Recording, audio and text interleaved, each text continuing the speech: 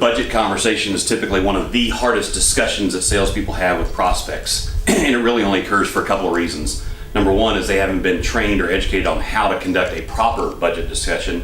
And then number two is their personal head trash. We've all heard the comments, money doesn't grow on trees, money is scarce, pinch pennies, that kind of thing. So for most of us that grew up poor like I did, I mean, my dad's a pastor, my mom's a teacher. We grew up, when I was born making about $30,000 a year. We've carried a lot of our conceptions about money into our current professional lives, and how we think about money impacts how we talk about money. And so the right questions to ask a prospect when you're sitting there with them are, what have they spent in the past on this type of product or service or something similar?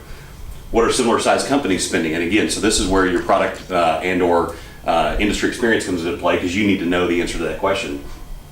Obviously, do they have investable funds? If you've got a startup operation, telling them they need to invest $5,000 a month is just not practical. And so you got to have at least an idea of, do they have money to spend? Do you have a range or budget for X?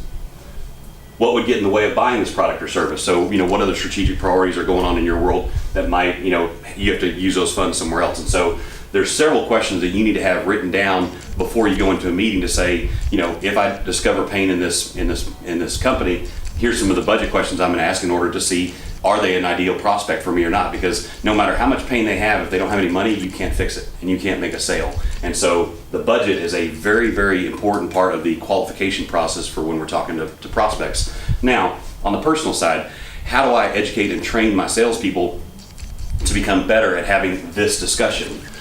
Well, again, it's personal head trash. We talk all the time about, we want people to have this mentality. I am financially independent. I don't need this sale. That immediately takes the stress off of a person when they're sitting there with a prospect, because if they don't have to have that sale, they can be a true consultant to that company and not try to be a sales guy. The challenge is that we know in North America, 7 out of 10 people live paycheck to paycheck.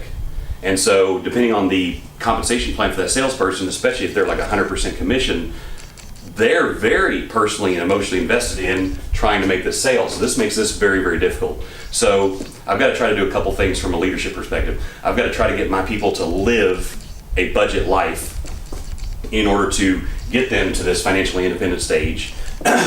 And I've also got to educate them on the reality of what it is they're dealing with, because at least if they feel like their prospect is in a similar situation to them, then the stress level still comes down and they can still relate better when they talk about money. So we talk about this all the time. So $50,000 per year is the average household income in North America.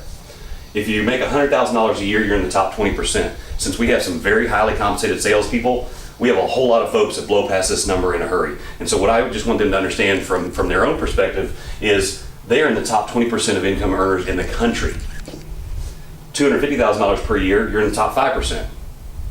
When you read the Tom Stanley books, Millionaire Mind and Stop Acting Rich, Tom will tell you that the average millionaire in North America has never bought a new car. They buy cars that are $30,000 in cost or less, and on average they're 2 years old. So when you meet with a prospect and they've got a $60,000 truck or a $75,000 Mercedes or whatever else, most likely they're what we call, quote unquote, a fake rich. They're not truly a millionaire. They are somebody that's a high income earner, but they're spending a lot of their money, and they may be sabotaging their retirement in order to drive that really nice car. So just because you drive a $20,000 or $25,000 vehicle, they drive a $60,000 vehicle, doesn't mean that they make any more money than you do. It's just that they've chosen to spend their money on other things. The average millionaire only has, generally on average, it's a $300,000 home or less. So if you go to somebody's house, it's $400,000, $500,000, $600,000 or more. Most of the time, those people are not true millionaires. They're simply spending a whole lot more of their annual earnings on their house than other things. And we teach a whole lot of other concepts in here, and we talk about budgets in great detail. But the point is, understand that, as a highly compensated sales professional, you're probably making more money than a lot of your prospects. And so that brings your stress level down. And then we teach you on purpose how to have the right conversation with them, how to ask the right questions using your product and industry knowledge to arrive at what's the true value of your product or service for them, and what's the perception of value in their eyes.